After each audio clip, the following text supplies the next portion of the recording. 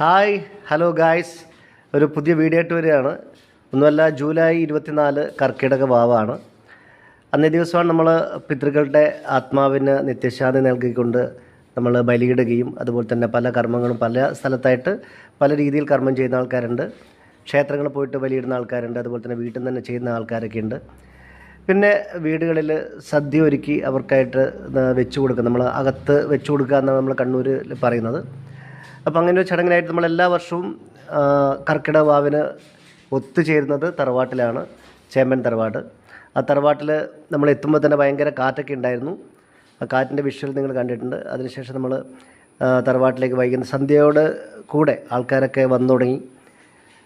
കൊച്ചുകുട്ടികളും ഒക്കെ ആയിട്ട് ഇപ്പോൾ നമ്മൾ തറവാട്ടിലെ ഏറ്റവും മൂത്ത ആൾ എന്ന് പറയുന്നത് നാരായണി മൂത്തയാണ്.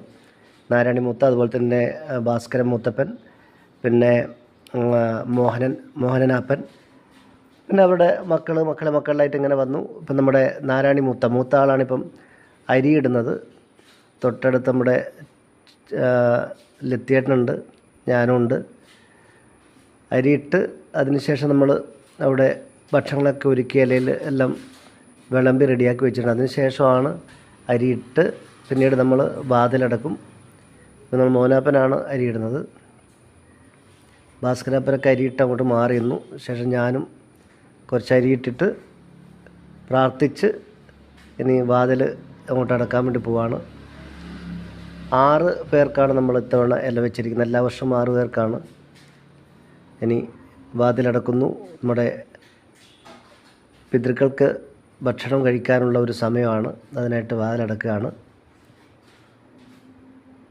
ശേഷം നമ്മൾ ആ ഒരു അകത്ത് വെച്ച് കൊടുക്കുന്നത് തിരിച്ചെടുക്കുക എന്ന് പറയും. രണ്ടാമത് അരിയിട്ടിട്ട് മൂത്ത ആൾക്കാർക്ക് തന്നെയാണ് ആദ്യം നമ്മൾ ഭക്ഷണം കൊടുത്തത്. ഭാസ്കരാപ്പൻ, അതായത് നാരായണി മൂത്ത, മോഹനാപ്പൻ, ബാലമൂത്തപ്പൻ്റെ ഭാര്യ, അവർക്കാണ് ഭക്ഷണം കൊടുത്തത്. അവർ കഴിച്ചതിന് ശേഷം പിന്നെ നമ്മൾ കുട്ടികൾക്ക് കൊടുത്തു. പിന്നെ നമ്മളെല്ലാം കഴിച്ചു. ഇത്തവണത്തെ കർക്കിടക വാവും കഴിഞ്ഞു. അപ്പോൾ നമ്മുടെ ഈ ഒരു ചെറിയ വീഡിയോ എല്ലാവർക്കും ഇഷ്ടമെങ്കിൽ ഒന്ന് ലൈക്ക് ചെയ്യുക, കമൻറ്റ് ചെയ്യുക, ഷെയർ ചെയ്യുക, സബ്സ്ക്രൈബ് ചെയ്യുക. Thank you.